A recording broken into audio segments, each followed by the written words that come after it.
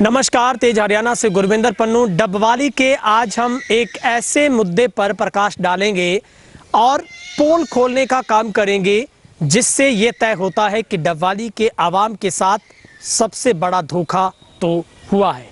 दरअसल शहर में ठोस कचरा प्रबंधन के तहत शहर को चकाचक करने के लिए नगर परिषद की ओर से आज से कई साल पहले लाखों रुपए खर्च कर एक इस तरीके का प्रोजेक्ट क्रिएट किया गया था कि मानो शहर में अब आज के बाद कचरा खत्म हो जाएगा। मगर इसकी वानगी ये है, सबसे पहली तस्वीर हम आपको दिखा रहे हैं, ये 28 लाख रुपए का एक सफेद हाथी है। मानो आयशर कंपनी ने भी इसे बनाकर इसे क्रिएट करके एक किस्म से बहुत बड़ी गलती कर दी है, क्योंकि डबवाली की नगर परिषद ने जो सपने डबवाली की आवाम को दिखाए वो चकनाचूर हो गए। जहां पर शहर ने कल्पना तो ये की थी कि इतने बड़े प्रोजेक्ट से शहर में कचरे का कहीं भी कोई भी निशान नहीं रहेगा, मगर 2012 में 67 लाख रुपए की एक बहुत बड़ी अमाउंट के साथ ये सबसे बड़ा एक 28 लाख रुपए का नया जो रिफ्यूज़ कंपैक्टर खरीदा गया।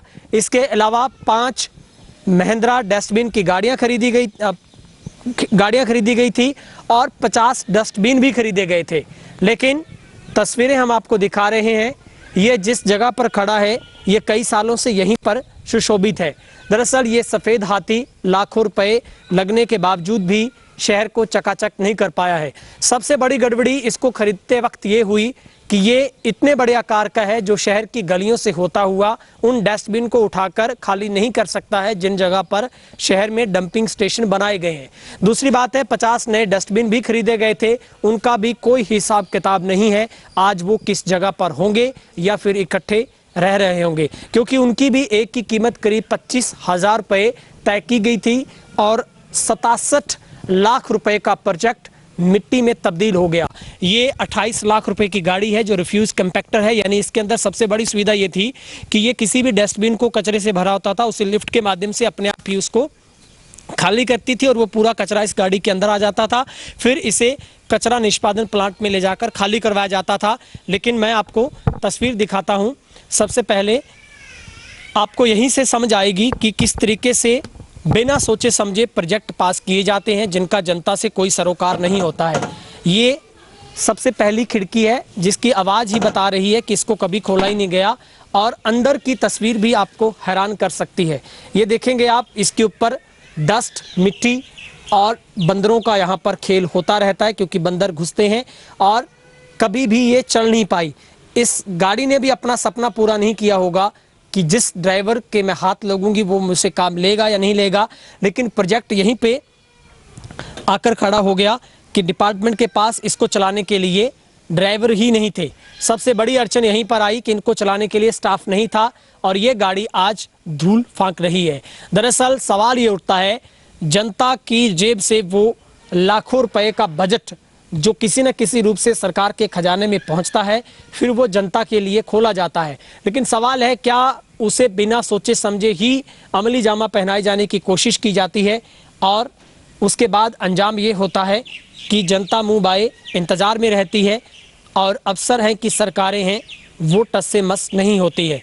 तो ये सबसे बड़ा दुर्भाग्य डबवाली का कहा जाएगा कि जिसमें बिना सोचे समझे तीर मारे जाते हैं, ना निशाना लग पाता है और ना ही कभी टारगेट तय हो पाता है। तो ये सबसे बड़ी एक पीड़ादायक एक ऐसी डबवाली के लिए अपने आप में तस्वीर है जो आपको सोचने पर मजबूर करेगी, चूँकि इसमें सबसे बड़ा अगर कोई दोषी है तो वो यहाँ के कर्मचारी, यहाँ के अधिकारी हैं और उसके ऊपर बैठे तमाम बड़े अधिकारी भी हैं। दरअसल जब इसको खरीदा गया था तब डीसी, एसडीएम और कई अधिकारियों को लेकर एक कमेटी गठित की गई थी। फिर उस कमेटी की देखरेख में ठोस कचरा प्रबंधन के तहत इस पूरे सिस्टम को लगाने के लिए खरीद की गई।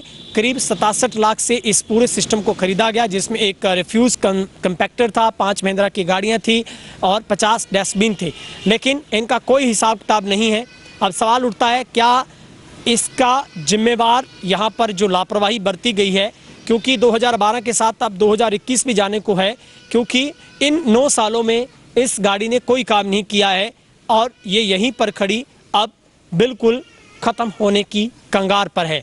सबसे बड़ा सवाल, क्या डवाली की जनता के साथ कभी न्याय हो पाएगा और क्या एक स्वच्छ सपनों का शहर भी कभी बन पाएगा?